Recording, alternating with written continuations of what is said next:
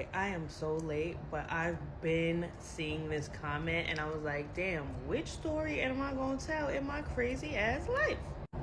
Being raised in Haitian voodoo, you see some crazy stuff, I'm telling you. But we're gonna start from like the itsy bitsy teeny ones, like to where the story is not too long so you guys don't get bored and start clicking off, okay? So this is the story when my uncle was hiding his past, and next thing I know, I'm being dragged down by some creatures, and I even had the marks on my ankles to fucking prove it. So when my uncle was alive, apparently, according to my godmother, he had done some terrible things. And I don't know how terrible. When you're Haitian and you're a kid, they don't want you to know the business. Maybe when you're an adult, that's when they start sprinkling surprises here and there.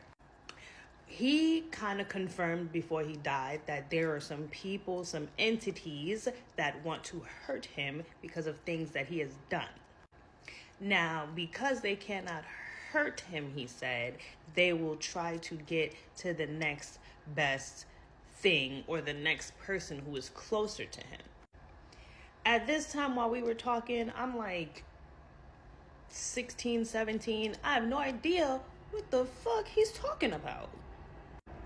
So I just take it with a grain of salt, because Haitian people and Haitian families, parents, uncles, they always tell you some stuff. And when you're a kid, you're really not listening too much. I don't know about anybody else, but I was one of those kids. So one day I came home, did my regular routine, because at that time I was living at my uncle's house. Did my regular routine. At that point, 16, 17, like going into 18, I was not practicing voodoo.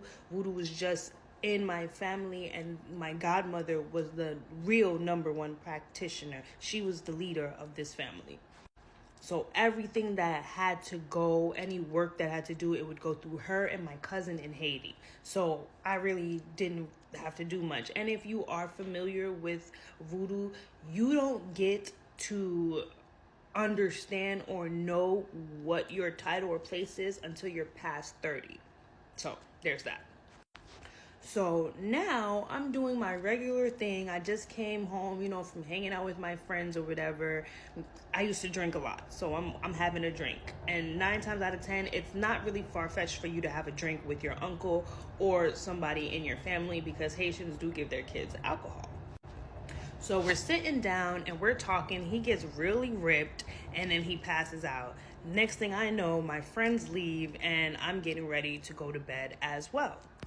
Now, while I was a teenager, my dreams are always like vivid. They were always feeling real, like I'm really there. But that was before I understood, time and dimensions and astral travel and all of that.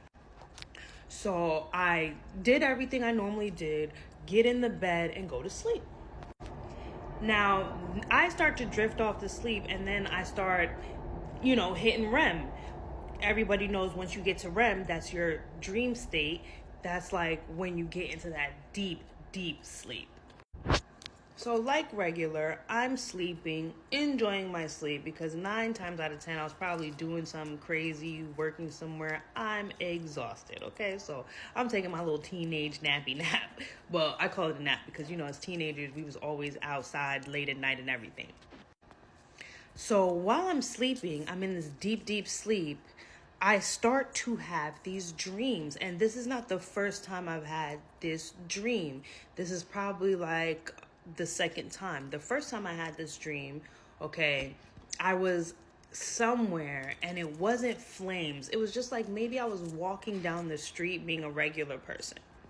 So in the dream, walking down the street being a regular person, chilling with the day. Now, my problem is at that age, it's hard to realize what I was doing, what is reality and what is not, and where I was, because I had no clue what I was doing. And I'm talking in the terms of astral travel. So I'm already there. I'm in this place. Next thing I know, things start changing the fuck around. Things get crazy. And when I mean things get crazy, it gets scary. Like it seemed like in Inception, like, you know, when the buildings were moving around, but except the buildings weren't moving. It was like Doctor Strange when Dormammu came and everything started crumbling. Yeah.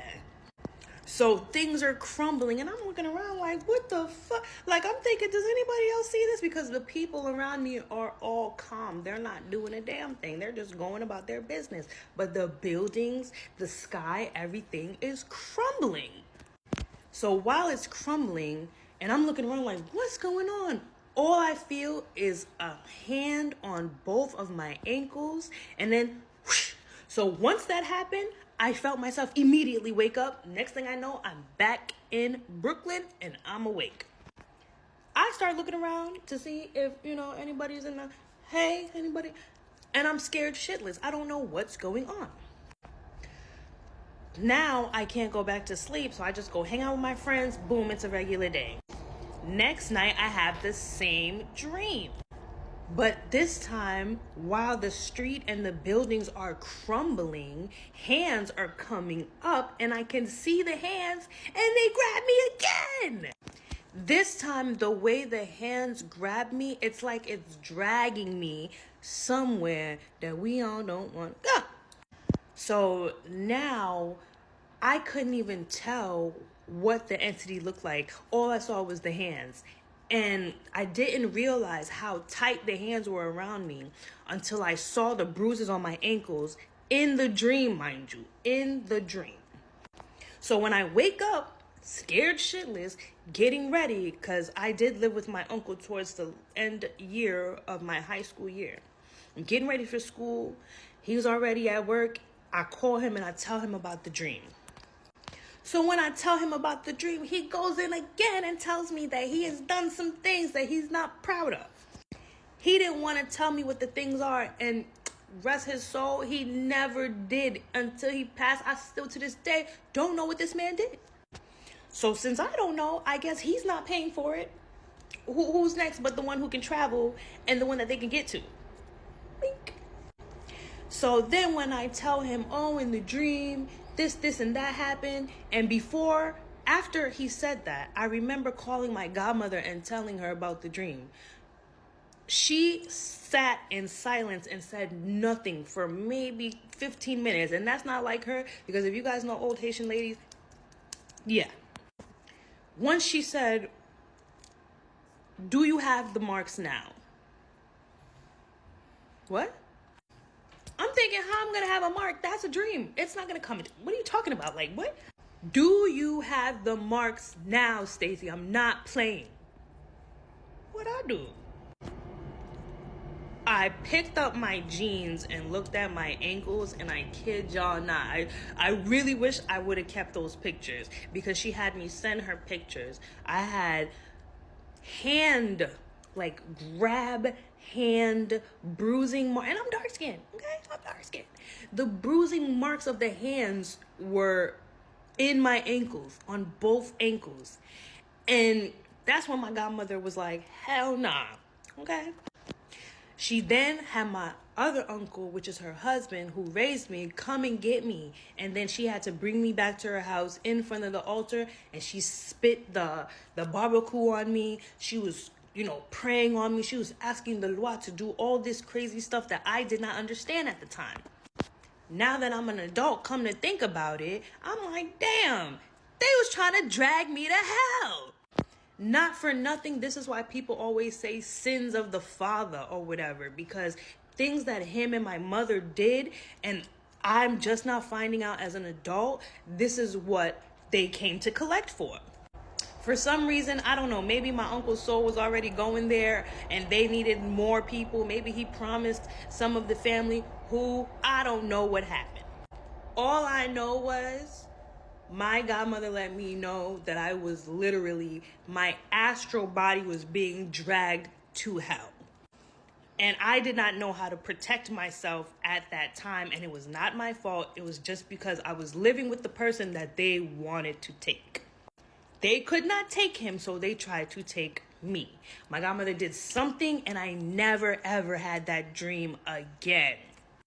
Boy, watch what y'all do in your life, and especially if you have kids or if you're a father figure to that child, because that child is gonna pay when they come to get you, and it is not fun.